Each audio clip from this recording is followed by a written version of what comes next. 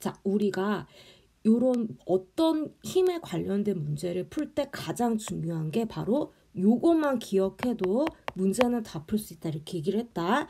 자, 따라서 문제에서 정지 등속도 자 정지 누른다 이렇게 나오지. 그러면 정지 누른다고 나오면은 걔는 속도 변화가 없잖아. 가속도가 0이잖아. 따라서 R자 힘을 0을 쓴다 이렇게 얘기를 했다. 자, 그러면 어떤 힘이 작용해도 합력이 0이란 뜻이야. 얘 볼까? 체계에 중력이 항상 있다. 이렇게. 그리고 얘를 표면에 수평면에 놓여져 있기 때문에 얘는 수직항력이 있다. 이렇게 얘기를 했어.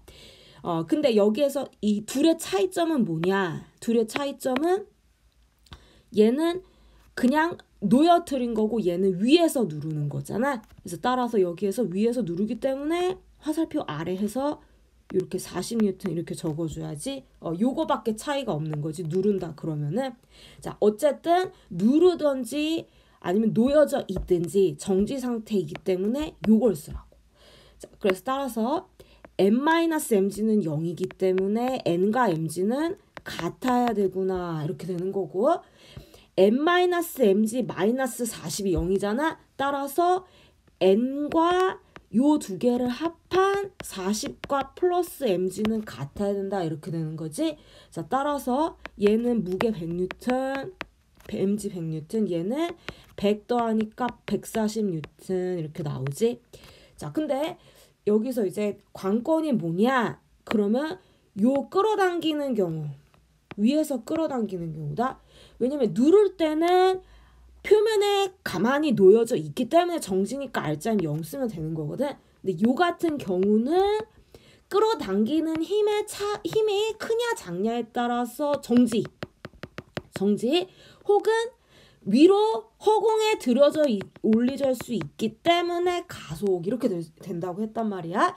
자, 그러면 어떤 경우에 정지 어떤 경우에 가속 이렇게 얘기했냐면, 미는 힘이 당기는 위로 당기는 힘이 중력 무게 100N mg보다 더 작잖아. 그러면 어떻게 된다? 얘는 표면에 놓여져 있을 수밖에 없지. 그러니까 정지 이렇게 되는 거고, 정지.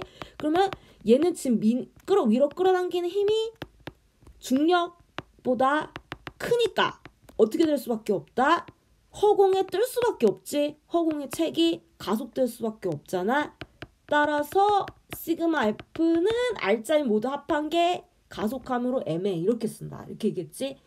그러면 수직항력은 그럼 어떻게 구하냐? 그러면 정지에 있는 경우는 표면에 놓여져 있기 때문에 어떻게 한다? 수직항력이 존재한다. 요 식으로 가고, 그 다음에 가속하는 경우는 허공에 있으니까 수직항력이 없다. 표면에 없잖아. 그러니까 수직항력이 없다. 요 식을 간다. 이렇게 얘기했다. 자, 따라서 자, 여기에서 자유물체도를 그려야 돼. 자, 시험 문제에서. 그러면 여기에다가 얘는 수직항력이 존재하므로, 그러니까 따라서 여기는 n을 추가로 이렇게 그려줘야지. 얘는 존재 안 하니까 수직항력 그리지 않는 거고 이렇게. 자, 그러면 마지막으로 수직항력 계산해보자. 이제 위에 작용하는 힘이 수직항력과 위로 당기는 힘이 있고, m 플러스 40N 이퀄 중력 무게 mg 100N과 같다. 이렇게 되잖아.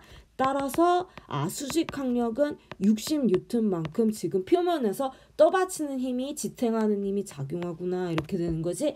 그럼 얘 같은 경우는 수직항력이 없기 때문에, 그러면 얘는 어떻게 쓴다? 시그마 F는 ma 이렇게 쓰고 이퀄 위로 끌어당긴 힘 120N, 그 다음에 수직항력 쓰면 안 돼. 이거를 0이니까 마이너스 무게 100N 100N mg 이렇게 해서 이퀄 20N 나오는구나 이렇게 되는 거지. 그래서 따라서 ma 이퀄 20N니까 질량하면은 가속도 알 수 있다 이렇게 되는 거다. 자, 그래서 누르는 정지 케이스는 항상 R자임은 0, 그 다음에 끌어당기는 힘이 얼마냐에 따라서 가속 정지 케이스를 파악을 해야 된다. 그래서 위로 끌어당기 힘이 중력보다 크면은 그럼 가속, 아니면은 그러면 걔는 정지 상태.